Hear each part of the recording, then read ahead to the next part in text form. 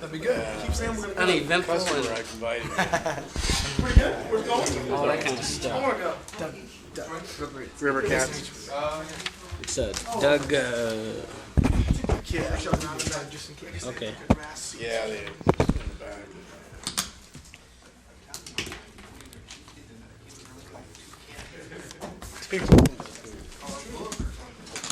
Really? Really?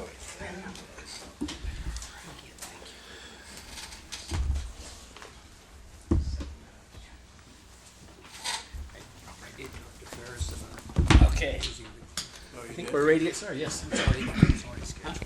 We're all set. Whose turn is it? It's your turn. Is it my turn? Okay. It is? I don't know. I lost track. Okay. We'll call the Newman City Council Redevelopment Agency regular meeting of May 11th to order, please. Please stand. Ready to begin. I pledge allegiance to the flag of the United States of America and to the republic for which it stands, one nation, under God, indivisible, with liberty and justice for all. Please remain standing. Lord, please give us the wisdom to make the right decisions for the city of Newman and all of its residents. And we pray that those who are serving across this land overseas is held in your hands. Please bring them all home safely. We ask this in your name. Amen. Amen. All right. Roll call, please. Councilmember Davis. Present. Ken Dia. Present. Mayor Pro Tem Martina. Present. Mayor Kate. Present. Items and declarations of conflicts of interest. Don't think we have any. Item 6, ceremonial matters, proclamation of Asthma Awareness Month. And we have Mrs. Arnett. Please. We have a proclamation from the city of Newman. And I'm not going to bore you with all the reading, but I will read maybe the last paragraph. Whereas the Health Services Agency and the Asthma Coalition and the United States Environmental Protection Agency are encouraging Americans to identify and reduce their exposure to environmental triggers in homes and schools and incorporate environmental controls into their asthma management plans, and whereas the City of Newman recognizes the need to raise asthma awareness. Now, therefore, I, as the Mayor, on behalf of City Newman Council, do hereby proclaim the month of May as Asthma Awareness Month in the City of Newman and commend this observance to all of our residents. Have a few words, maybe? Thank you very much. I would also like to bring on board, and I apologize, we just met tonight. This is a new coalition member also. Joseph Watley. Welcome, and, Joseph. And he's part of our coalition.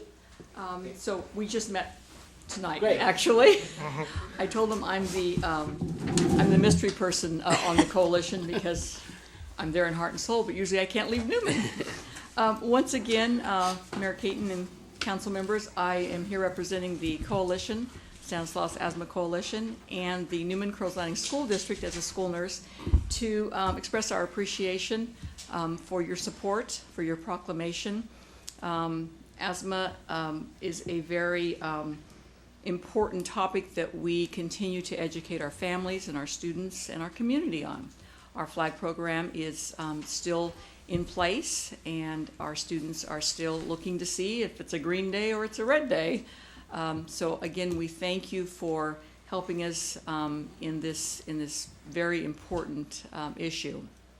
We continue to educate and help our families manage with this. So again, thank you very much. Thank you, Mrs. Arnett. Thank you. Okay, before we go further, I just probably remiss not to introduce a new member on the panel here. See, tonight is Mr. White. He's filling in for our regular attorney, Tom Hallinan, tonight, so welcome. Oh, thank you. Thank you. We'll try to make this painless. Item 7, items from the public, non-agenda items. Any member of the public wish to address the council? Please step forward. See, now we'll move on to item 8, consent calendar. A, waive all readings of ordinances and resolutions except by title. B, approval of the warrants. C, approval of the minutes of the April 27, 2010 regular meeting.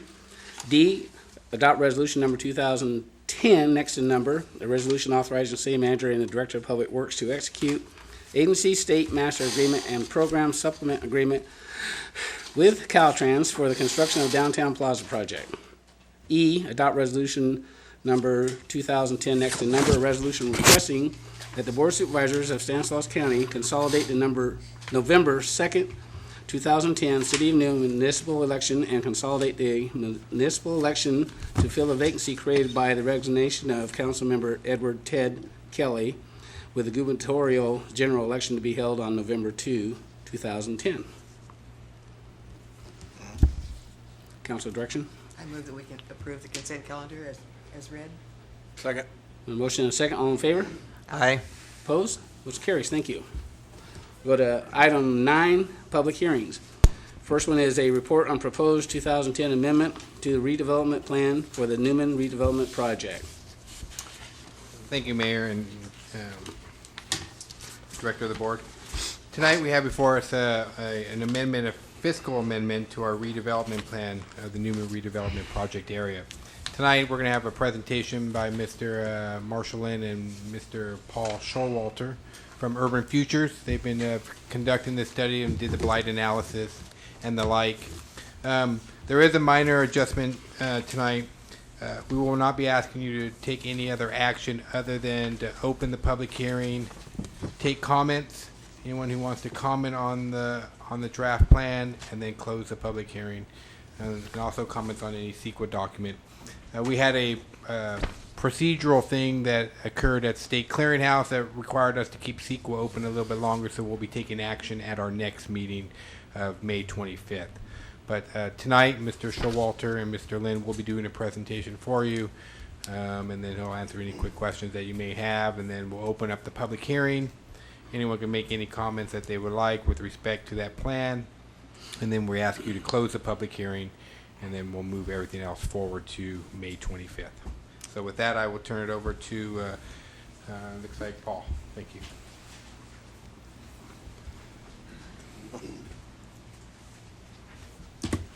These things are never tall enough.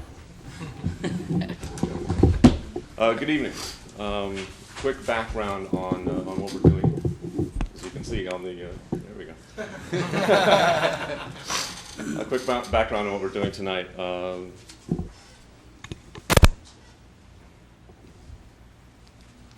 we go. Here is the map of the project area. It was adopted in 1992, and it includes about 600 acres around the city. The agency has been very active in the project area with a variety of improvements, infrastructure improvements, rehab, housing programs. You can see the list here of what has been done since 1992. A significant amount of money has been invested in the project area that would not have otherwise happened without redevelopment.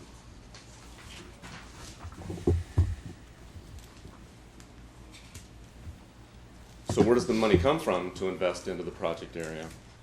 It comes from property taxes, but not an increase in property taxes. It comes from a redistribution of property taxes.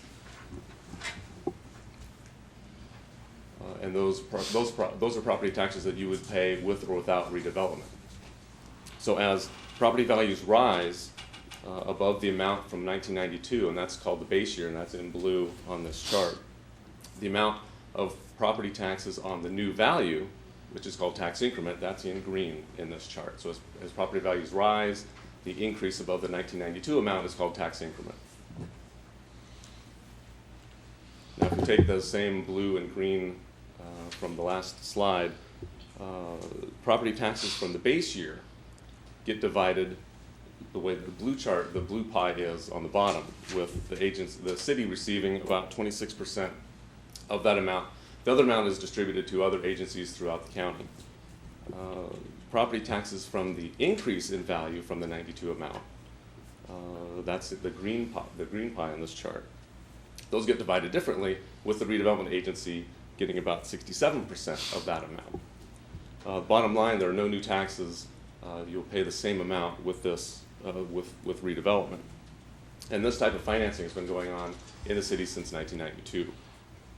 If this plan is not amended, then that green pie goes away and all value gets distributed the way the blue pie is. So this amendment helps keep local taxes local.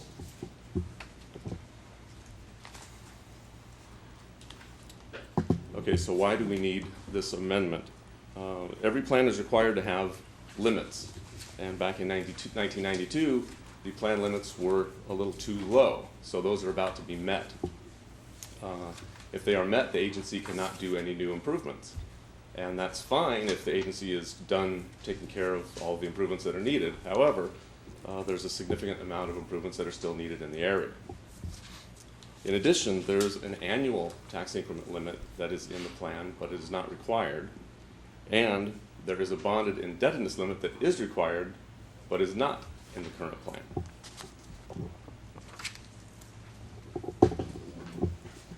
So the agency is proposing to do 4 things. 1, increase the tax increment limit, eliminate the annual tax increment limit, establish a bonded indebtedness limit, update the list of improvements that the agency is authorized to make. What the amendment does not do, does not change or add eminent domain. We do not add any territory with this amendment. We don't increase taxes, and we don't change any other part of the plan. It's just a fiscal amendment to take care of that. Those limits are about to be met. So what you have before you is the evidentiary binder, and it includes the redevelopment plan amendment itself, which is just a few paragraphs changing the limits. It includes a negative declaration. Because this is a fiscal amendment, an EIR, the environmental impact report, was not required. So there was a negative declaration prepared. We've received 3 comments to date, and those have been received and filed. It also includes the report to City Council, and includes all of the required documents that are required by state law. So tonight's actions, as Michael said, we're going to, 1, open up the public hearing. We will take testimony, and then we will close the public hearing. No other actions tonight, and we will take care of considering the amendment at the next meeting on May 25th. That concludes my, I do want to say public acknowledgement to Michael and Stephanie. It was great working with you through this process. I want to thank them, and that concludes my comments. Any questions? Okay, we'll open the public hearing. Anybody wish to address council? Close public hearing. Short and sweet. Okay, thank you so much. Move on to item 10, regular business. A is first reading and introduction of ordinance 2010 next to number, an ordinance amending Title 10 Traffic Regulations, Section 10.04.050, parking restrictions enumerated of the City of Newman Municipal Code, prohibiting parking on Stevens Avenue except by permit on school days between the hours of 7 a.m. and 4 p.m. Evening, Chief Mayor. Richardson, for the first time I get to say Chief Richardson. Sounds good, doesn't it? It does, has a nice ring to it. Evening, Mayor, Council. You guys are well aware of this situation. Citizens are concerned about a little bit of background about parking on Stevens Avenue. Currently, it's open to all of the public, and it has become a problem with Orriston High School. Not only students, but staff, and utilizing all the parking in the area, leaving trash behind, causing disturbances. Residents from the area came to us, came to council, asked to solve this problem somehow. You guys directed us to look into it. We came up with a solution of permit parking. Permit parking would be from Monday through Friday, 7 to 4. They would be issued window stickers that would be permanently affixed to their windows so the police department could drive by and look at it, make sure that it belongs there. Signs would be erected by Public Works. Garner has agreed to put up the signs for us at no cost. And the residents there are so passionate about this, they're going to fully fund this project, so there'll be no cost to the city. At this time, staff recommends that we move forward for public hearing and a second reading. I'll be happy to answer any questions. Any questions for the chief? No. For me. Chief, there was just, I just noticed the fine is going to be levied, a $35 fine is going to be citation. At one time, we talked about towing. Are we going to just get away from that idea? We're going to go away from towing. Okay. It'd be the $35 site fee that's already in the ordinance. And residents are happy with that? But yeah. Okay, great. Okay, if there's no other questions for the chief, we'll have the, bring back council for direction.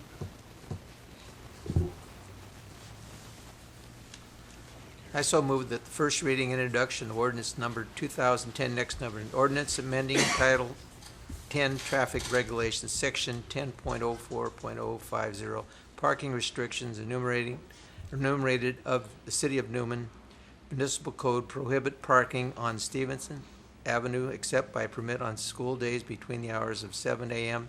and 4 p.m. Second that motion. Motion and a second. All in favor? Aye. Opposed? Motion carried.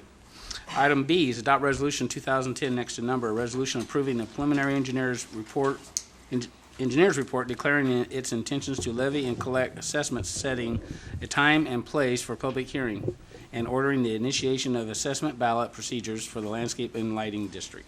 Gardner? Hello. Good evening, Mayor and council members. How are you? Tonight, the item before you is consider adopting a resolution approving the preliminary engineer's report, declaring its intentions to levy and collect the assessments, setting a time and place for the public hearing, and ordering the initiation of the assessment ballot procedures for the landscape and lighting district.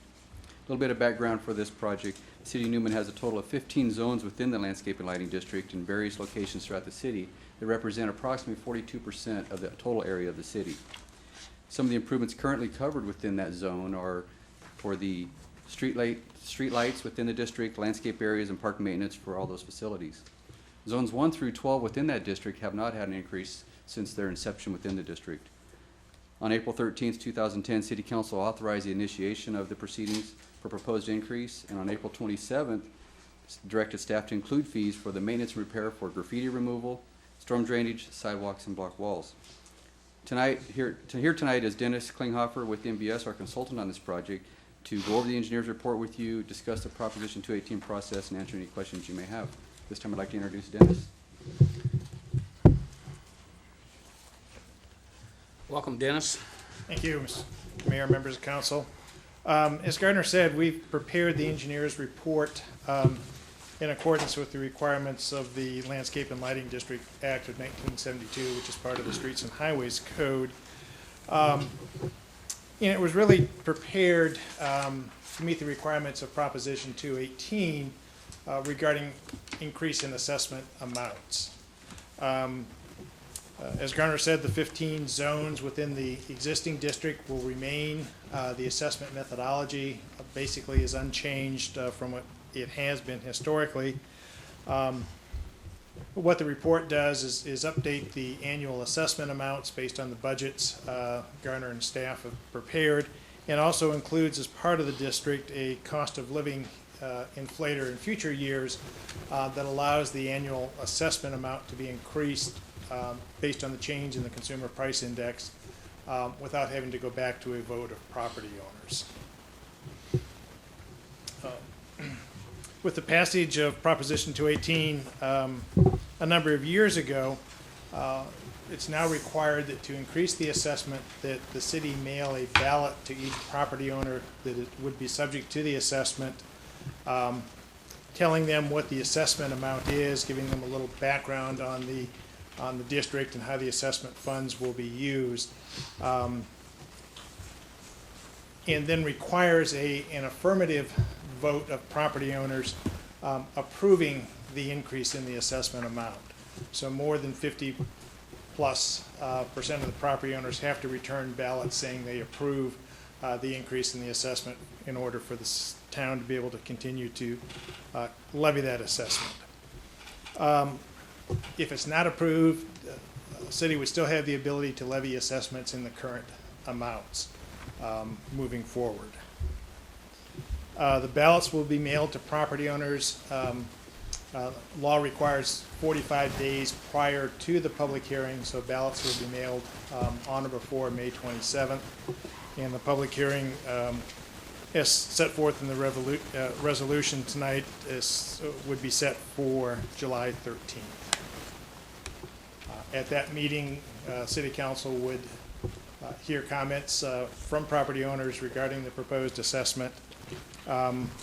We would tabulate the ballots that evening, provide the ballot results to council, and if a majority of the property owners approve the increase, council would then adopt a resolution affirming the vote and authorizing the levy of assessments for the coming fiscal year. With that, I'd be happy to answer any questions the council may have.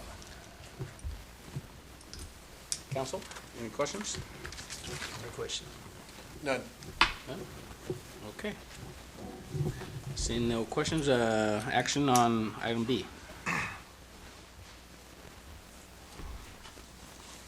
move that we adopt resolution number 210, next number, a resolution approving the preliminary engineer's report declaring its intentions to levy and collect assessments, setting a time and place for a public hearing, and ordering the initiation of assessment ballot procedures for the landscape and lighting district. Second the motion. Motion and a second, all in favor? Aye. Opposed? Motion carries. Thank you. Item C is adopt resolution number 2010, next in number, a resolution awarding the safe routes to school, street reconstruction, and PQR Street, RST, Fresno, Merced, and West Avenue Project, Phase 1, to Tiger Construction for the amount of $209,082.40, and authorize the city manager to execute the agreement and approve a budget adjustment for the Safe Route School portion of said project. Gardner again. Good evening, Mayor. Thank you. Good evening, Mayor and council members. As you stated, the item before you tonight is consider awarding a bid for the Safe Routes to School project, street reconstruction, PQRST, Fresno, Merced, West Avenue project to Tiger Construction, and authorize, authorize a budget adjustment for the Safe Routes to School portion of the project. Safe Routes to School project goal is to reduce the injuries and potential fatalities to school children and encourage increased walking and bicycling amongst the students going to and from school. In 2009, the city applied for and received a Safe Routes to School grant in the amount of $225,000 with a required local match of $25,000. This project consists of the installation of improvements to the intersection in the area of Merced, Inyo, Hoyer, and Upper Roads to provide a safe route for our students to go to and from Yolo Middle School. Currently, there are no sidewalks in this area, and the children must walk in the streets or in the dirt areas to and from school. In addition, the city has received grant funding from the Stanislaus County CDBG Consortium for infrastructure improvements in the city's income-eligible area. This first phase of the CDBG portion of the project includes the installation of curb gutter and sidewalks in the area around Howard B. Hill Junior Park site, Fresno Street, Merced Street, and West Avenue. The city advertised for bids and received bids on May 4th. A total of 7 bids were submitted for this project. Included with your staff report is a bid tabulation, attachment A. The engineer's estimate for this project was $299,470, and the engineer has reviewed these bids and found it to be in proper order. The lowest responsible bid for the project has been determined to be Tiger Construction with a bid amount of $209,082.40. The Safe Routes to School portion of the project has yet to expend funding, and a budget line item has yet to be created. A fiscal year 9-10 budget adjustment is necessary to create a line item under Fund 17 for state grants for the Safe Routes to School portion of this project. Due to the competitive bidding nature and environment that we're currently in, we did receive a very nice low bid from Tiger Construction. Therefore, there is a remaining balance available in the amount of $309,107. Within your staff report, you'll see the math that we did on this. The remaining CDBG funds in the amount of $176,704 will be carried over into next year's project, Phase 2, which will be under design probably starting near the end of June, with construction hopefully in August or September. In addition to that, the remaining Safe Routes to School funding in the amount of $132,402.60 may be utilized for additional improvements for this project or for additional project costs such as engineering or construction related costs. Therefore, staff recommends the City Council adopt a resolution awarding the bid for the Safe Routes to School project for street reconstruction to Tiger Construction in the amount of $209,082.40 and authorize the city manager to execute said agreement and approve a budget adjustment for the Safe Routes to School portion of this project. This time I'll be happy to answer any questions you may have. What areas would fall under Phase 2? Phase 2, we're looking at the area generally bounded right around T Street, where we have a lot of curb and gutter that's in disrepair, and in that area, continuing along in the same area, and F Street as well. How about the area of Yolo Street going to Hunt School? Is that within the CDBG area? It's within our income-eligible area. It has not yet been identified as a project for next year. Because we did do YOLO, I think it's gonna be 3 years now, so there is a waiting period since we did all that infrastructure along YOLO. We have to wait 2 or 3 years and then we can re-identify it as a project. I just find it interesting that I know we did YOLO 3 years ago, but we only did 3 corners, and it just, I still can't get over how one side of that street is still dirt And the fact that we had a kid hit by a car walking in the street when it was actually a middle school, and now it's elementary school, and we still have a huge amount of kids that walk that street every day. This is the area right there by the Corner of Yolo and our street. Right. We're also looking at that. We have some potential funding through the RSTP, Regional Surface Transportation Fund. We won't know if that money's available until the Plaza project bids. If the bids come in low enough, that frees up some additional funding, and that's one of the projects that's on our list to consider. If it comes out right, we may end up with approximately $100,000 in RSTP money that project might be eligible for. To me, that's a critical area. I mean, because we have, small kids that walk that street every day, and the amount of traffic that goes up and down that road, on a daily basis in the morning and afternoon, and the speeds that people travel, which is another issue. And there's a stop sign there, but it's not. Right. I spend quite a bit of time on that corner lately, and I wish I would spent more time there when I was a cop here. We'll take a look at that, and we'll see if we can put that on our list as a higher priority for the RSTP money, provided it becomes available. Okay, I was just curious. Thanks. Sure. Okay, any other questions, Garner? Seeing none, council direction. I'll make a motion, we adopt resolution number 2010, a resolution awarding the Safe Routes to School Street Reconstruction and PQRST Fresno, Merced, and West Avenue Project Phase 1 to Tech Art Construction for $209,082.40. Authorize the city manager to execute agreement and approve a budget adjustment for the Safe Routes to School portion of said project. Second that motion. There's a motion and a second. All in favor? Aye. Aye. Opposed? Motion carries. Thank you. Item D, authorize an increase for the on-call consulting services from Ecologic Engineering. Thank you, Mayor. Good evening, Mayor and council members. The item for you tonight is to consider authorizing an increase for the on-call consulting services from Ecologic Engineering. On September 8, 2009, council authorized and approved a proposal from Ecologic Engineering for on-call water and wastewater services for the city for a not to exceed amount of $70,000. Of that $70,000, $45,000 was budgeted for wastewater on-call services and $25,000 for water on-call services. At this time, we've reached that limit, and Ecologic Engineering is requesting an additional amount to fund the rest of the projects that we have on budget for that. Some of the projects we're looking at is a dam safety certification for the new effluent storage basin project that we just had constructed. The state requires that we certify that the levees built around that are safe, and that's one of the projects we're looking at for this money. In addition to that, for assistance with the wastewater facility improvements and planning update with the Regional Water Quality Control Board.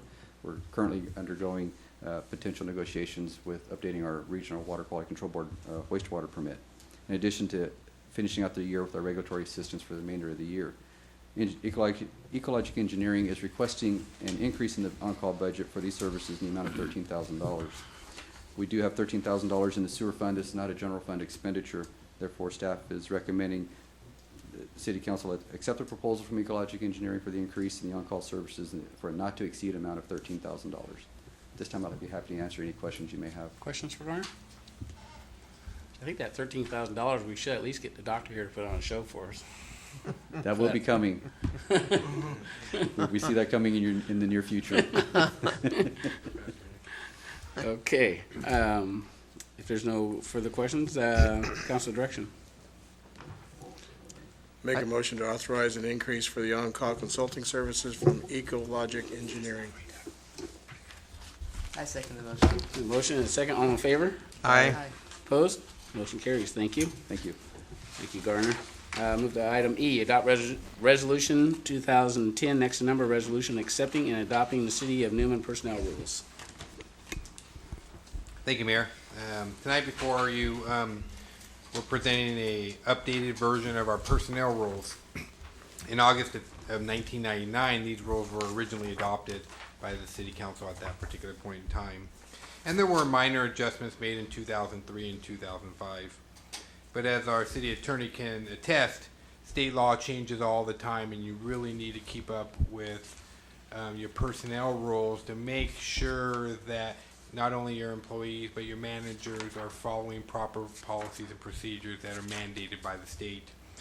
Lots of times there's language changes, special groups that are now recognized. You'll see in here a registered domestic partner is now a part of our personnel rules because that's official language that comes from the state. So we've gone in and we've done some cleanup language. One of the main changes that you saw was substance abuse. It used to be about, 13 or 14 pages long, and it talked about all these different testing that you have to do. Now it's much more simplified. I think we get it done in about 2 pages, but we still accomplish the same goal without being so onerous on ourselves as well as our employees. So with that, I did, as part of the process, as part of having bargaining groups, union bargaining groups within our organization, we have to meet and confer with both of those groups. We did that very early on with our miscellaneous groups, which represents our Public Works Department and our administrative staff. They've gone through it and they've given us a letter saying that they don't have any comments. Unfortunately, our POA was a little bit harder to get them to come in and sit down, but we finally got that done last Friday after this report went out. Based upon the meet and confer process, we are recommending in your memo today that we add additional language on 2 sections. These 2 proposed sections were also, changes were also sent to our miscellaneous group representative, Mr. Klingel, and he agreed to them. Section 504 of the personnel rules really deals with merit increases when somebody is eligible for a merit increase. The language starts, but in the middle of it, it says merit increases may be granted to employees who have demonstrated exemplary job performance review. We've added the word exemplary from, I think it was, do you remember what the word was? It was almost like average. You know, if you just showed up, you pretty much got a merit increase. Yeah, satisfactory. Satisfactory was the word. So merit increases are really for people who go above and beyond and work extra hard. So we added the word exemplary. But the second sentence is a change I want to talk to you a little bit about. To be eligible for a merit increase, the employee shall not receive, originally it was a counseling letter. Based upon our discussions and the meet and confer process with the POA, we've moved that and we're recommending now that the employee shall not receive more than 2 counseling letters, a written reprimand, or a suspension within the prior 12 months. And that's only to be eligible. That doesn't guarantee that you're going to get it. Part of the process that we're doing right now, and then the police department's already done an excellent job of that, is it really spells out what you need to do to be exemplary in the department and what the standard is for those employees that are exemplary. So it'll be. I think it would be challenging for anyone who got 2 counseling letters to show exemplary performance over a 12-month period. But we're saying that shouldn't exclude them. Maybe they had 2 small incidences and they ended up with counseling letters very early on in the process. Maybe in the first month or 2, and then the next 10 months they really hammered it home. And when you take it out over the full year. I think that's something that we need to at least give our managers and our supervisors an opportunity to do. The second one is modified in section 520 of our personnel rules. It's really an educational incentive program, and the union rep was concerned that some of the language here would require employees to reimburse the city for in-service training, and that was not the case of what we were trying to do. What we're saying is that it's an educational incentive. It's more of a tuition reimbursement if you're going out and you're going to a special trade school, or if you're going to go get your bachelor's degree and you're pre-approved for a course, but you leave within a year. Well, we want our money back if you leave within that year. But if we're taking you out and we're training you and, to do, do a hot tap in public works, which means you don't turn the water off, we're teaching you that, that's in-service training, and that's not necessarily eligible. So we added the language, in-service training courses are not applicable. And based upon the meet and confer process with the Newman POA, those are the only changes that we would recommend, other than the original ones that we did as your management staff. And this was a multi-department. Every department came together and gave their comments. I looked through them all. Then I had questions and recommendations, and we came together as an executive management team again and went through every single one of them and made those changes, and then we forwarded them to Lisa Guire, who's our employment law attorney. She looked through all of it and then went through and went even deeper and started getting into, okay, there's been changes in state law here, there's been changes in state law here, you should probably move forward with this and this and this. So we brought all that together, and that's the final document that you're seeing with these two minor changes. Those are the ones we sent to the two union groups, the miscellaneous group, and the Police Officers Association. So with that, we're asking that you accept and adopt these personnel rules through the adoption of a resolution tonight. So I can answer any questions that you may have on any of these sections at this time. Questions on Mike?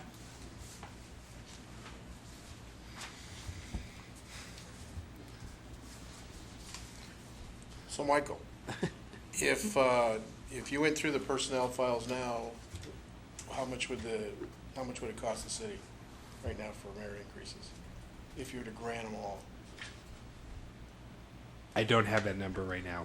I'd be interested to find out. Yeah, I don't know right offhand. And all we're trying to, again, this is the personnel rules that just kind of govern not only our rank and file employees, but our management as well. I mean, this is an all-encompassing document, and it's not only full-time employees, it's part-time employees. It defines what a full-time employee is and a part-time employee is. But I think the section you're talking about really is, we really want to tighten up and just make sure that the employees that are working hard and are have earned a merit increase get those. But it's not just for showing up every day and punching the time clock. You know, it's for going above and beyond and really being an exemplary employee for the city. You understand that merit increases they're not guaranteed increases. They're earned on recommendation of the supervisor or the department head. I think probably only question I would have is when it says receive more than two, and that just insinuates if you have to get if you get less than two or two or less, you're eligible.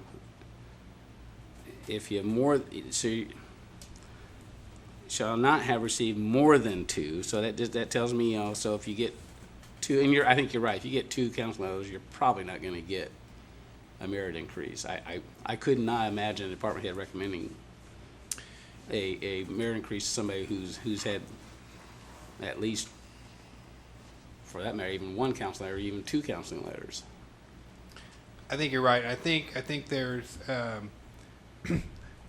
I think people can read this language and say, hey, is that a little too lenient? I mean, two counseling letters, is that a little too lenient? But I want you to understand is this is only to be eligible for one. We still have to have faith and confidence in our supervisors that they're going to take the totality of the full 12-month period for which that person is under review, and then decide whether or not they've earned that merit increase or not. So I fully understand the council's concern that it sounds a little weak, I guess is the language you could use on that one, that someone could get two counseling letters. That's only to remain eligible. It doesn't guarantee. And all of us at some point in time have made mistakes in our life, and we've gone on to improve our situation, and we've built off of those mistakes, and we've learned from those. Maybe this is a situation where that allows that to happen. But again, I just want to I understand the language sounds a little soft, but again, only to remain eligible. That does not guarantee that you'll get it. If you got two counseling letters, it doesn't guarantee that you'll get it. I have a question. I thought that since with the budget crunch and that salaries had been dropped or negotiated or we're getting extra days off, I thought that raises were pretty much out of the question at this time. Am I wrong? Well, there are no COLAs, which is a cost of living adjustment, which is different from a merit increase. A merit increase is for employees who have demonstrated over the prior 12 months that they've worked really hard and have earned the right to move to the next pay scale. Now, our salary schedule is such that a maintenance worker 1 has 5 steps. It's an A, B, C, D, and E. Your first one is automatic. If you pass probation, you automatically get a merit increase. But after that, they're earned, and those are 5% increases at that particular time, and that's for going above and beyond. So that's the difference between a merit and a COLA. And you're correct. At this point in time, we are not giving cost of living adjustments, but at the merit increase is still a valid program that is active. We don't want to disincentivize Take away. we don't want to keep we want our employees to stay positive and make sure that they work hard so they can advance and still earn more for those that have that opportunity. Does that make sense? It makes perfect sense, and I think it's even more reason that, you know, I think we'd have to rely on our department heads to ensure that the employees have in fact earned, because of the budget situation we're in, and money is tight. I agree. I mean, if they earn, I simply agree that they should get it, even in tough times. But I'd just be cautious that just because somebody reaches a certain point, they're not just given that extra incentive, that extra pay. That are, and I fully support and have confidence our department heads will monitor that and make sure their employees earn it. And if they earn it, then so be it. And just so the council knows, there is a disciplinary process that allows us to take away steps as well. If you're an employee who is on an improvement plan, and if you don't improve in accordance with the standards that is set forth with your department head, your supervisor, and yourself, and you cannot advance and improve upon that performance plan, there are opportunities to demote you. So it kind of goes both ways. So I think there's incentive for an employee to work hard, and we haven't taken that away. As long as you're an exemplary employee, you're still eligible to get a merit increase. Did I answer your question, Council? Is that? Yes, but in today's economy, I would have a problem with merit increases unless the person did something exceptional. Mm-hmm. Well, and again, it has to be exemplary. So I think that's a program. That's a big word. It is a big word. It is a big word, and we're going to follow the lead of the police department, who's done an excellent job of spelling out what that criteria is. We're moving. Our other departments will move from a 5-point system to a 3-point system, and that makes it a little bit more difficult because it's human nature. If you can, a lot of people don't like to give 5s, and a 3 is just the average, so I'm going to give you a 4. But if you only got 1, 2, or 3, it kind of takes out that middle ground that people like to fall into and be safe. So, and it'll be my responsibility to make sure that our department heads are holding their supervisors and themselves responsible for making sure that their employees are, meeting the standard that we want to see from City of Newman employees. Great, thanks. If there's no further questions, council direction? I so move that we adopt resolution number 2010, next number, a resolution accepting and adopting the City of Newman's personnel rules.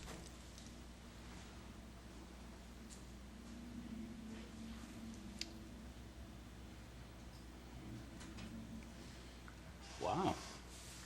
You can second it. I'll second. It's been a motion and a second. All in favor, signify. Aye. Aye. No. Opposed? No. 2 and 2. Mayor, may we have a discussion at least so we can have some direction from staff on what the council would like to see? Do we just scrap it entirely, or is there an issue that needs that we should try to address with our groups that would help the council feel more comfortable? I think what's the input from council members who voted no? What's your concern? Is your concern the merit increases? Is that, Yes. that's a concern? Yes, I'm telling my age, but I was working at General Mills when there was a wage freeze in the 70s. That nobody, you were lucky if you had a job, nobody got an increase for anything. And I feel in today's economy, it should be almost that difficult. Nick? I have to agree. I mean, I work in the private sector, and as Bob does, and I can tell you from personal experience, within the last 3 years, none of us have had, at least myself, or my company, none of us have had a pay increase. And right now, in this economy, right now, I'm just fortunate to have the job I have. So, I mean, I think doing a good job just means you keep your job. And so I'm going to ask a question of our attorney now. I think that's more of a negotiation in part of the contract as opposed to language in our personnel rules. Am I making a mistake? Yeah, I think the thing that you want to consider is the fact that the personnel are just general rules applicable to managers, kind of procedures. If you want to suspend the ability of your managers to give it merit bonuses or some other kind of budget item, that would be a separate action that you would take. These are just kind of the guidelines in which they're going to follow and go and to kind of govern the employees of the city of Newman. Mm-hmm. So if your concern is the merit increases, that would be a separate action kind of to suspend the ability of your managers and executives to offer those. And that would be subject to whatever collective bargaining agreements have been entered to and so on. But these, just suspending your personnel rules would default to whatever's currently in place, and you probably have merit increases eligible in the prior personnel documents as well. Mm-hmm. So you probably would just keep the status quo. So this aspect, adopting this really won't change without a separate action. In other words, it's already in place. Right. The only change is the recommended language that city manager has put in place on those items. It doesn't take away the fact that the merit increases are already there in the contract. Just keeping in mind though, those are not automatic. They have to be earned. So just because somebody rolls around their anniversary date, and that's typically when the merit increases are issued after the performance evaluation. And I know other cities have, because I've talked to other mayors, have across the board frozen merit increases, frozen everything across the board. And I agree, times are tough, and I hope our employees understand it's going to get a lot tougher in the next 3 to 5 years. And so I hope they don't assume that they're going to be receiving things, because it's not going to happen. However, the merit increases, again, those are earned, they're not automatic, and that's why I emphasize that it's going to be incumbent upon our department heads and our city manager to monitor when somebody rolls around a merit increase that's submitted by the department head, because the employee has reached another milestone of being here a year.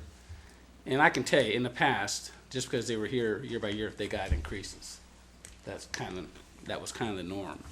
I think the police department has raised the bar in the last couple of years, and I too had concerns with that even last year, and I discussed that with the city manager.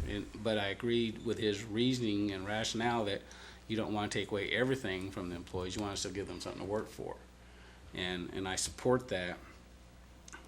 However, I also think it's going to be incumbent upon our chief and our lieutenant, when it comes to evaluation time, to really look at the person's job performance and what have they done to earn that raise over that past year, because they're off probation, so now they're on a 5-step increase. So for the next, if we have a new employee as we just hired, for the next 5 years, he's going to get pay increases if he performs at a exemplary, that word, level. But it's going to be incumbent upon the chief, when it's submitted to him by the lieutenant and or the sergeant or corporal, whoever's in place at the time, to recommend an employee receive that pay increase. Then it's going to be incumbent upon the chief to really look at it and go back over the prior year. What has the person done? what his stats are for the month. Has he been a bum and not done nothing but show up? Or has he gone out, been proactive, made neighborhood contacts, and has made arrests or wrote citations and just hasn't driven around the car for 12 hours? Could I add one last item? I actually want to point out something I'd like to add. In section 504, the current standard, as I understand it, is satisfactory. So you actually, by adopting these personnel rules, will make it more difficult by using the word exemplary to offer merit bonuses to employees. So you're actually making it more difficult than the existing rules that would stay in place if you were not to adopt this. So I just at least wanted to point that out for the council's consideration. Also, if I know Councilmember Davis and Councilmember Candia, if you so desire, and we can at least get one more of your colleagues to look at it, we can always put together a procedural process for suspending a merit increase program. If that is the concurrence of the majority of the council, I could at least put together what the process is, so you know legally the steps that are needed to go through that process as well. But the personnel rules and not adopting them does not, I think, achieve the goal that you're trying to achieve. So, did that make sense? Yeah, I understand what you're saying. And so again, maybe we can have that discussion as well. We'd be more than willing to work with our legal counsel and let you know what state law says and what the labor code says with respect to suspension of that type of program. And I just throw in, if we're going to be talking about language, more than two just kind of sticks in my craw a little bit. I don't know why, but I would almost say two or more. Shall not have received 2 or more counseling letters.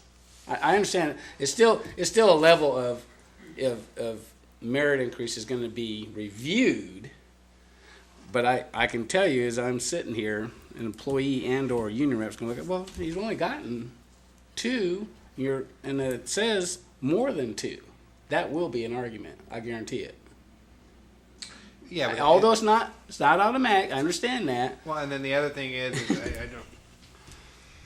It's not something that's really appealable, other to the city manager. I mean, you're not going to come in and file a grievance that says, "Hey, I didn't get a merit increase." I mean, you can appeal it if the supervisor writes it, and you can appeal it to the department head and see what they have to say. And if and this is what better happened, if our supervisors are doing what they're supposed to be doing and documenting it and making the correct findings, the document will stand on its own, and that's the evaluation itself. If you really pay attention and you're a good supervisor, and that's what we're training our supervisors to be, the good leaders and supervisors within their department, they'll have the findings written into the document itself. It's not just check a square. There's some documentation, and you need to make sure you identify if there were some problem areas. Did you point those problem areas out? This should not be a situation where you supervise every 12 months and you just give them an evaluation form. If you're seeing your employee is not performing, you need to give them a verbal warning and do that, and then you follow through. So, Does the employee have any right to appeal a letter in the file? a counseling letter, I do not believe is appealable. A counseling, you can have a verbal warning, verbal reprimand, and even a written counseling letter. Counseling letter is just that. And sometimes they put a sunshine clause on them where it'll come out after 45 days, 60 days, or whatever. But it doesn't have to be there. Counseling memo can be just that. You backed out of the parking lot and you smacked the pole back here and you dented the car. That's counseling memo goes in your file. The chief can elect, if I'm correct, to put a sunshine clause on it where it'll come out after 30 days. But it doesn't have to be there. It can be left in there. Isn't this applicable to all city employees, not just to Yes, the police department? it is. That's correct. It is. It's across the board. Most all companies have the same program. Yeah. It's a progressive disciplinary process. I mean, and you got to remember, a counseling letter is different from a written reprimand. Written reprimand, you're automatically not eligible. So that's. Michael, I had a question. I'm looking at merit before the change was made. And it looks like it might have been more difficult, because it says to be eligible for merit, the employee shall not receive a consulting letter. That means, Well, that's new language. that's new language now? This whole sentence is new. To be That's all eligible new. for merit, Okay. this is all new. And then what are you saying in this? We added this whole new sentence to the document. Now, you're seeing a change this here sentence only at? because we didn't give you the old document, Bob. Where's this sentence? That's when they want to add. They want That's what I'm saying, they want to add to Yeah. this. But I think, Bob, what I'm adding to you is, we didn't give you, unfortunately, we didn't, because we went so many times around and we had so many comments built into our track changes. This is a revision of this then? It's a revision of this. What you have is what we thought was a final draft. Correct. What this memo describes is some proposed changes due to the meet and confer process. This whole line is new to the personnel rules. To be eligible for merit was never in our old personnel rules. That's a new line that we've added. Okay. So just to be clear, you would be adopting the personnel rules with the amended language.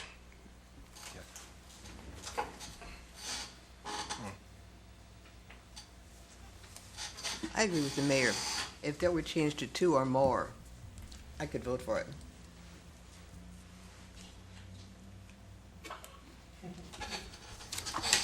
What's the difference? Well, the Is this difference more being than one two? says more than 2 counseling letters. It's matter of semantics. The other one says 2 or more. It's still incumbent upon the department head to make that recommendation. So just to clarify, more than 2 means 3 That's right. or higher. If you went 2 or more, they would start at 2, you wouldn't be eligible. So that's the difference. And it's just it's recommended, folks. Just remember, it is, I would hope that if an employee got 2 counseling memos, it means he or she is not doing something correct. So I would certainly hope that a supervisor wouldn't recommend a merit increase and I think that's where we gotta leave that in the hands of our department heads to be able to control that. If I'm a department head, when I was a lieutenant and I looked at a personnel review and I showed a guy banged up 2 cars or had 2 citizen complaints or whatever, that person would not receive a merit increase, obviously, because he didn't earn it. He might fall on the line of maybe getting his bottom whipped or getting money taken away or whatever. Because I think in the last few years, we've really held our employees at a higher standard. I think that's proven to be true. I still say we gotta leave it in the hands of our department heads and our city manager to monitor that. I would think if it slipped by a department head and the city manager caught it, that Michael would veto it. I would hope. And Mayor, might I just add, and just a point of clarification, because sometimes our brains work Sometimes mine works, sometimes it doesn't. differently. When we say 2 counseling letters, it really is 2 separate incidences, because if you get a counseling letter and there's something that follows up on top of that same counseling letter, same type of event, you're in written reprimand territory now. This would really be, you're really talking about 2 complete separate Two different. events. You could receive a counseling letter for backing into the pole back here and receive a counseling letter for some citizen saying the cop or public works employee ran a stop sign. Or technically, maybe your car's dirty. There could be, I don't know if it would go to that level or not, but I have a problem believing that somebody's gonna get a counseling letter for those things. I mean, we can ask our Back chief. into a poll? You It bet. happens. No, not back into a pole, that's gonna Costs the damage city somebody, money. but somebody complained about you, people complain all the time. Well, but That if doesn't- but doesn't if affect a your person performance. files a complaint and comes in and talks to the chief has to accept it and he has to investigate it. And it could be, I saw Officer Small roll through the stop sign, and I got a ticket yesterday because I rolled through the stop sign. And that same officer did the same thing. But Chief's gonna have to investigate That doesn't mean he did. If somebody says No, it doesn't that mean doesn't mean he he did. did. But he has to investigate it. And if he found it to be true, then he's going to take disciplinary action, and it could receive a counseling memo. Be more careful. don't do California stops or wave at everybody with all 5 fingers, not just one, that kind of stuff. Yeah, I mean, so a council memo could be a result of many things. It could be department violation of rules and regulations somehow. I mean, maybe he left the back door open. You know, maybe he's going to council memo because he didn't secure the office or And whatever. to be honest with you, when we originally wrote this as a staff, I was more inclined to side with our 2 council members, Candia and Davis. You know, that was my position. Was you get counseling there, you're not eligible. But in speaking with my department heads and my chief, they kind of confirmed that, well, you know, you probably need to give a little bit of leniency there, because I was driving the hard line. I'm not, Miss Davis, I was right there with you, like, no.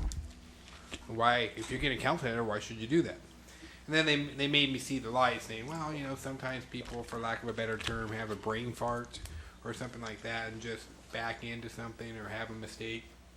You know, maybe they could rectify that. So that's kind of where that came about. So how long are these how long are these rules good for? Until you change them. 1 year? Until you change them. Till we change them. They haven't been updated only since 99. Oh, nice.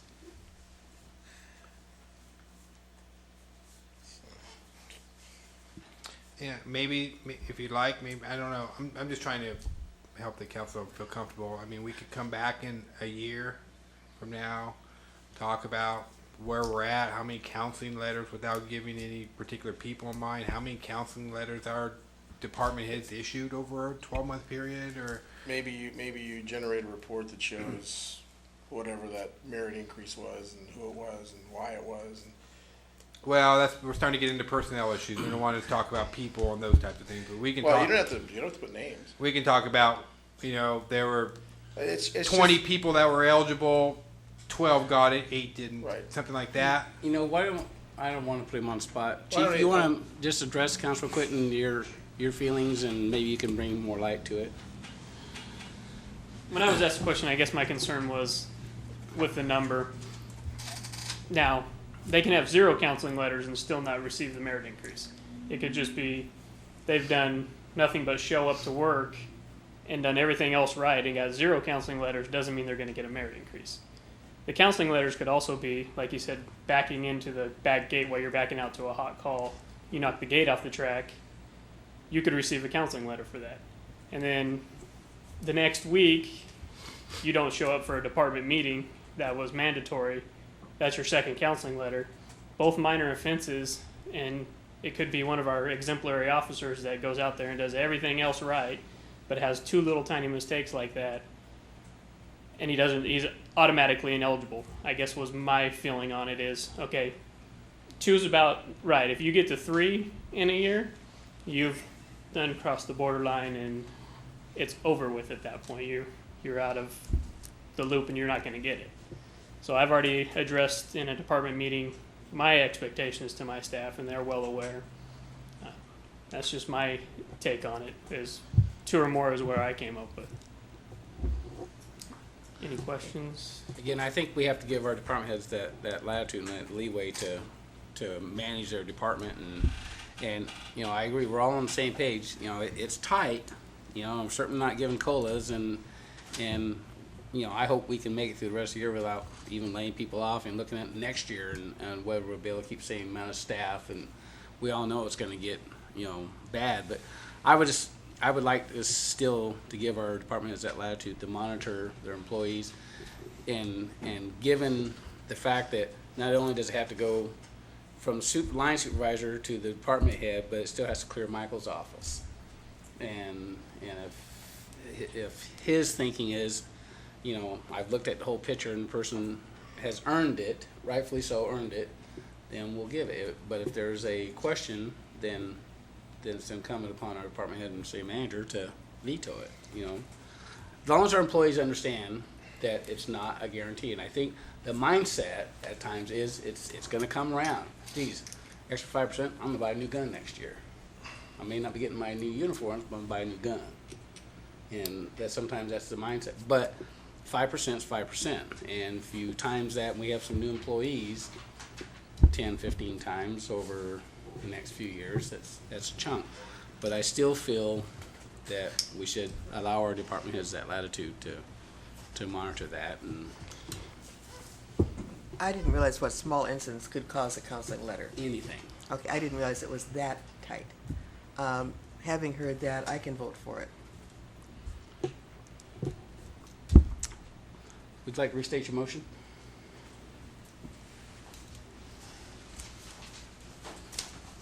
On item E. I so move for adoption of resolution number 2010, next number. A resolution accepting and adopting the City of Newman's personnel rules. Is there a second? I second it. All in favor? Aye. Aye. Opposed? Motion carries. Okay. Thank you for the conversation. I'm glad we worked through that. I thought we was gonna have to wait till next election. Or arm wrestle. Well, we could be like Houston and call each other Oh, names, or Riverbank. Okay, let's move on to item 11, and Supervisor DeMartini is not here. That'll save us a few minutes. We'll go on to item 12, items from city manager and staff. To add to that list, there's a town in the Bay Area called Cupertino, which my sister-in-law works at, and she sent me a video the other day where one of the council members was speaking, and then the mayor spoke over that particular person, and the council member got so mad, "You shut up!" he told the mayor to shut up in the middle of the meeting. It was so funny. I'm so glad I'm here, not there. So with that, I'm going to go into my talking points. As many of you may or may not know, Councilmember Ted Kelly sat on our business license surcharge committee. It's a committee that meets typically it's in the mornings once a year, probably at the best. I think the last time we had a meeting was probably around 2008. So with that, our ordinance does require 2 members of the Newman Chamber of Commerce, 2 local merchants, and 1 council member to sit on that panel. So probably need someone to go ahead and volunteer for that and take care. I would take that. You want to do that? Sure. You can make those meetings once a year? Once a year in the morning. I don't think I'll have a problem. Okay. Okay. Thank you. Thank you. The Planning Commission of May 20th has been canceled, FYI. May 20th, there will be a plaza bid opening, and then we will be awarding that project on May 25th. So, I mean, we are very close. Good. Very close to that project, and it'll be a real feather in the cap of the council. With that being said, our schedule, the way we currently have it on, originally we thought about doing a groundbreaking ceremony on June 8th prior to the council meeting. But unfortunately, we have a budget workshop that night. It's starting at 6 p.m., so that's probably a day that doesn't work for us. So I would like to maybe work with the council and see if we can maybe come up with a day now that would allow us to do a groundbreaking ceremony and get the council recognized and get our dignitaries here as well. I don't have any particular dates. I'm just going to kind of go off of my calendar here. The 28th, 29th, and 30th, and 31st, that's Memorial Day weekend. That's pretty much out. If Friday works, Friday the 4th might be a time that we could do. We could do it on Monday the 7th. We'd like to try to keep this early in the month of June and try to get something done just so we can get our contractor in and begin the process itself. You pick a date. I'm out of town the 4th, 5th, 6th. What time of the day do you have in mind? Well, originally we were thinking just at the end of the day. It's 4 o'clock work for everybody? Sure. 4 o'clock on the 7th? Is that a day that works? It's a Monday? Sure. No? No? Okay, 4 on the 7th does not work.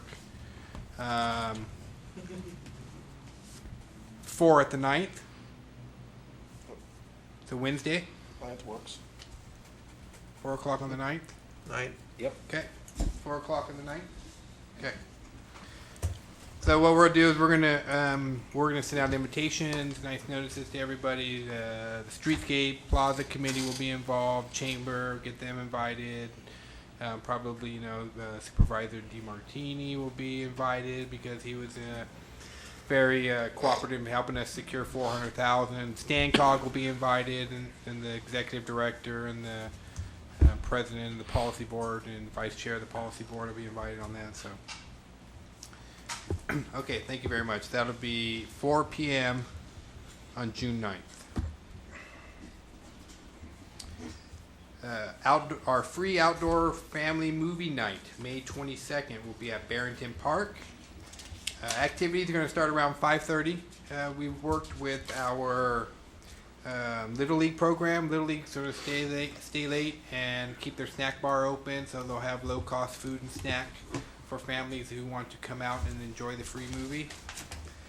We are working with a group called Backyard Flicks. It'll be a giant inflatable screen that'll come in. They bring in their own sound system and giant inflatable screen. The movie will be Cloudy with a Chance of Meatballs. It's an animated film for children. Again, we're just trying to target, trying to get as many families out. We probably anticipate 200 to 300 people there. Our backyard guy, our contractor, says don't be surprised if you get 400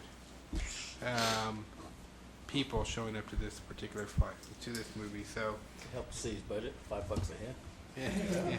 yeah. Free movie night. Oh, free. Free movie night. You supply the off. We don't supply the off. Everyone needs to bring their own off. Bring chairs and blankets. We'll set it up in the outfield. The reason we're doing it at Barrington instead of maybe one of our larger parks like Sherman is access to electrical to feed the inflatable and the movie and the sound system. We're better prepared at Barrington. So that's one of the reasons why we're going to go there. And hopefully, if this is successful, I talked to the members of the chamber today. We may be trying to sponsor a second one at the end of the summer. Maybe before you go back to school type night, maybe we can get a second one going. I know other cities have been very successful with this. I think Turlock holds about 3 a year, but they actually charge to get in. I think it's in a fenced off area. I think they charge a couple bucks to get in. We're going to see about what we can do to garner up sponsors.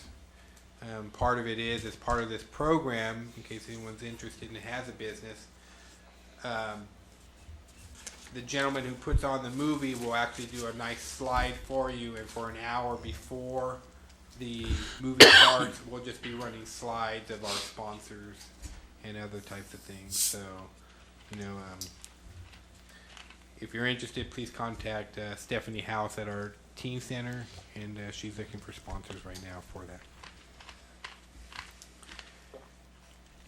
Just a reminder that starting this month, our building department is now closed on Fridays. Building has really slowed down, so there was no need to have a building department on Friday. So they shut down. If, for instance, we do have a special project that does need inspection services, we can plan for that ahead of time, though, and make sure that we get somebody out there if that's necessary. And tonight I wanted to publicly thank Chief Randy Richardson. He's been the acting chief for almost a week now and doing an excellent job. And so we look forward to seeing him attend these meetings and give presentations to you. There is a reorganization of the department that's going on. I shared a little bit with you in the in your newsletter or your little letter that I gave you. We're going to be doing some ceremonial stuff at our next meeting for that to help you along with that. June 6th is a Sunday, and I don't have any softball players. So, Bob? No. I need you out there. No. I need you to, well, okay. Bob, I don't really need you, but I need your daughter. You know something, Michael? I only get burned once in life. We don't have anybody. Mayor, My daughter's two. pregnant. I know, we got Sorry. another one, right? You burn- We just need bodies. You know what they say? Huh. You burn your bridges, Yeah, but it was only once, not twice. Well, you know, Michael, you do have leverage over our new chief in the police department. Yeah, we're working on that. Yeah, We'd yeah, like so. to. We'd like to really take care of that. I'd hate to put people on one-day contracts, but that's about where I'm going to need to go. Bob, and who else is our 2-on-2 member? Did we pick? Oh, 2 and 2? Yeah, did we pick another 2-on-2 member? I don't think we replaced Ted, did we? No, we didn't Okay. replace that. It's coming up, isn't it? Yeah, but they'd like to cancel May because they had some conflicts and maybe just move on to June. So just wanted to give you a heads up on that. And we talked about the reorg. And then lastly, at our next meeting, there's a firm out of Fresno called California Consulting. The gentleman's name is Steve Samuelian. Steve Samuelian used to be a California legislator. And during his time there, he really found that there is a need for cities and school districts to have access to grant funding and those types of things. So he started a fund, and I heard this from Steve Hallam and Farrell Jackson from Oakdale, and they use them. And they've received over $300,000 in grant funding through this particular gentleman. So at our next meeting, I'll be bringing forth a proposal for California Consulting to do some of our grant writing for us to supplement what we already have. Farrell just emailed me an invitation. I'm going to go with him down to Fresno on Monday. Is that for the sales tax, State Board of Equalization? Yeah. Yeah, and they're sponsoring that. Yeah, I need that name. California Consulting is sponsoring that. And even better yet, at some point in time after we've established a relationship with California Consulting, he actually takes his clients and he will arrange a day in Sacramento where you hit all the grant directors and committees, and like for us, Regional Water Quality Control Board, State Resources Board is a very important group that we need to get to know because of our water and wastewater needs. He'll set up meetings with their directors and get us FaceTime, just us and them working together and talking about our projects and all that. And that'll all be part of a one lump sum payment per month. So I think everybody I've talked to, and especially Oakdale couldn't stop raving about the guy, and so I've talked to a few other people in the meantime. So we'll be bringing that forward to you next meeting. Lastly, there's a Central Valley Division quarterly meeting for the League of California Cities. It's going to be at Big League Dreams, and that'll be on Thursday, June 10th. And if you want to go, we need to RSVP by June 3rd.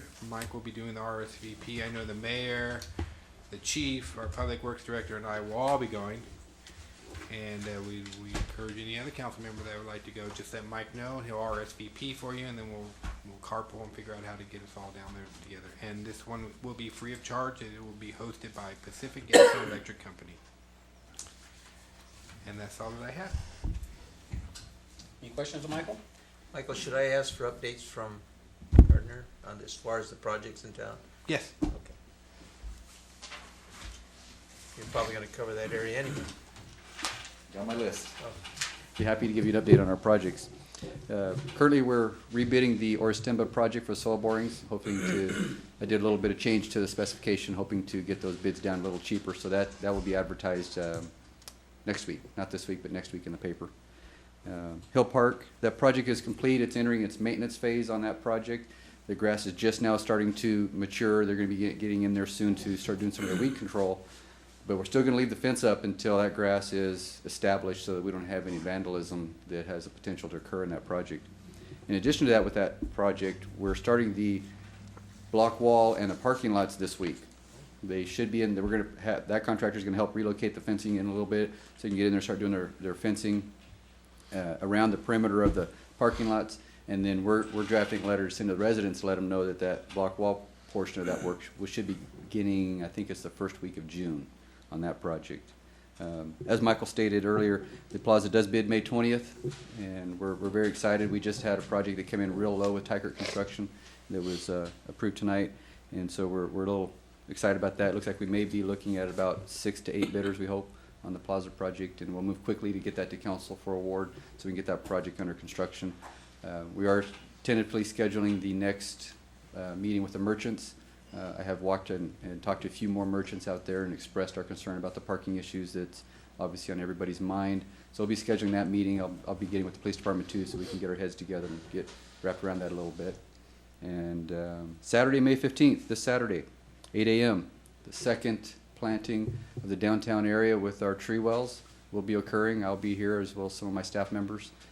We have, I think it's 70 tree wells left to finish up, and then we'll have revitalized all the tree wells and all the downtown pots. First one was a pretty good success. I expect this probably to be scaled down a little bit of version of what we had last time, but we still expect a pretty good turnout. And that's about all I had. Is there a particular project I can update you on? Questions? I just had a question on Sherman Park. Yes, sir. As far as what's going on out there. What's going on out there? Yes. It's really an interesting project. I can't figure it out.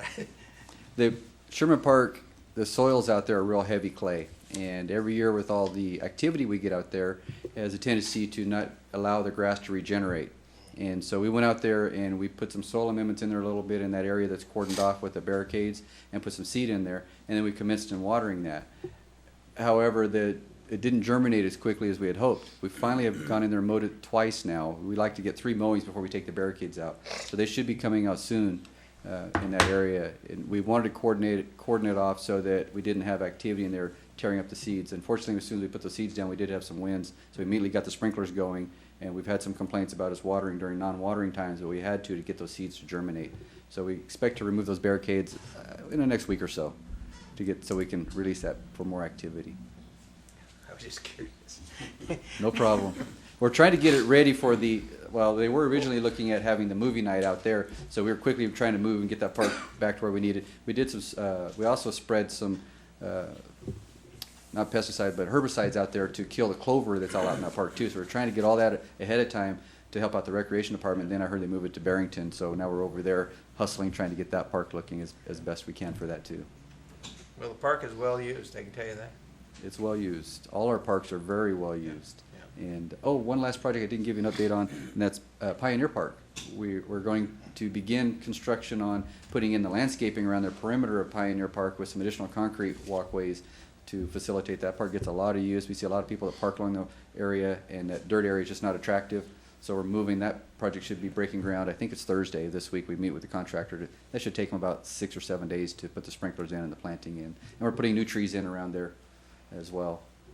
So that's good. That Pioneer Park has had a lot of improvements over the years, and it's really come a long ways, and it's really looking nice. We also are looking at getting someone in to start aerating Densmore and Pioneer Park to get the grass reestablished. And we're going to do the same thing we did at Sherman. It's kind of a test procedure on the clover.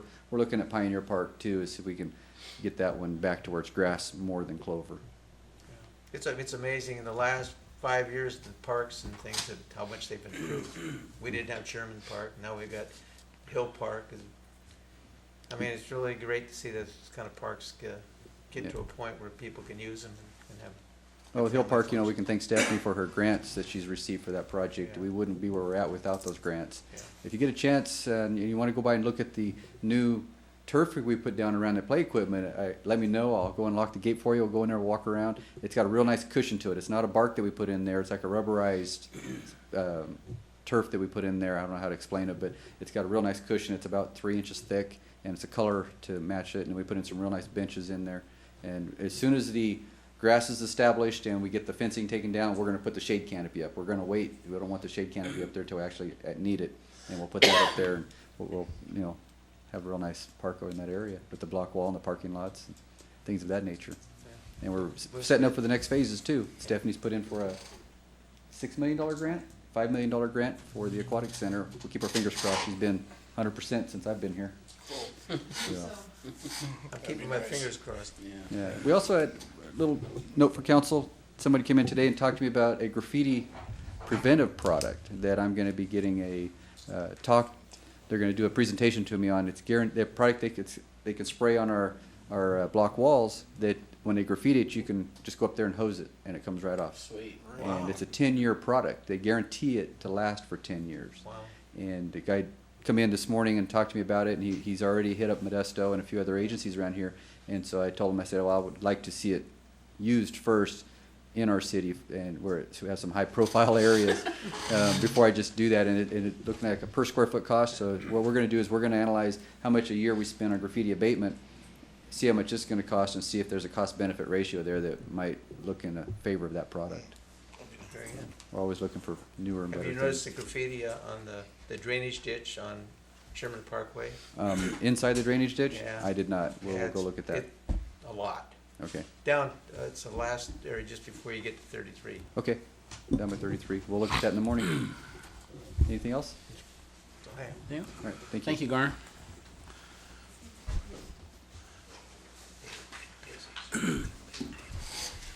Chief Richardson, I just have to tell you, I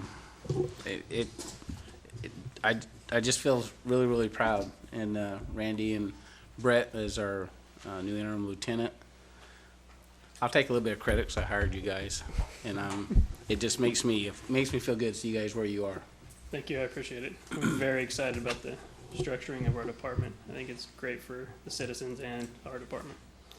A couple things, just like to remind or bring to your attention. This week is National Police Officers Memorial Week, and just ask that you take a minute to honor those who paid the ultimate sacrifice, laid down their lives serving their communities.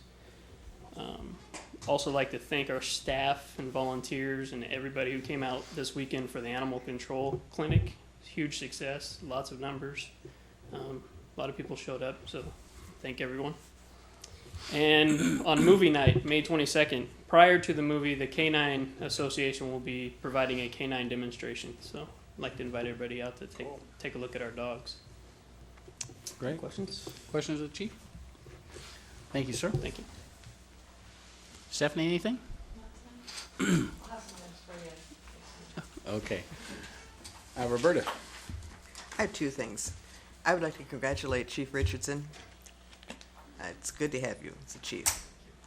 And I want to remind everybody that Saturday, May 15th, there's a karate tournament also. I understand there's a karate tournament at Yolo Middle School. Hope some people will attend. That's all I have. Nick? Nothing tonight. Bob? Nope, just thank God I live in Newman. I just one quick thing.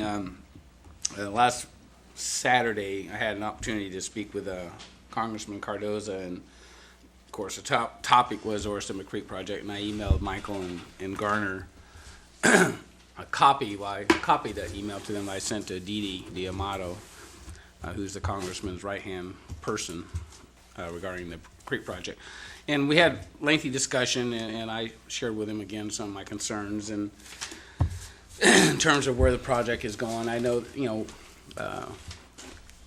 we're slowly moving forward, and I told him about us doing the borings, and I just felt like the Corps was kind of dragging its feet. It just appears to me that they're dragging their feet and creating more work for themselves and for us and more money. And one of the things that concerns me, and I didn't know until he told me, but the colonel is retiring in July, so we'll no longer have him in our corner. So that's huge. It's huge in terms of our project, because the colonel has assured us that the Orstema Creek project is top priority for the Corps of Engineers. So my concern is, and I told the congressman, that with him going out, with us getting somebody new in there, and Dennis doesn't have the nexus with the new person coming in, we don't know who that is yet, losing the colonel at the Corps is going to be a huge blow to our project if the new person coming in isn't as enthused about the project as the colonel was. Dennis was somewhat surprised that things have kind of slowed down a little bit, and so he told me to speak with Dee Dee, and I sent her that email, and I'll be calling her again by the end of the week to hold some conversation with her. And Dennis told me, he says, Ed, if you're not satisfied, give me a call, and I'll see what I can do to put some pressure on in D.C. So so I don't know. I just, until I think we get those borings done and continue to work with the Corps on some of these other issues, we're kind of going, I think, at a snail's pace again. And where it was picking up steam there for a while. So at any rate, that's just kind of a quick update. I've been his ear for as long as I could. And he assured me that he wouldn't forget us, so we'll see where that goes. So with that, move for adjournment. We're adjourned. We're adjourned. Good night.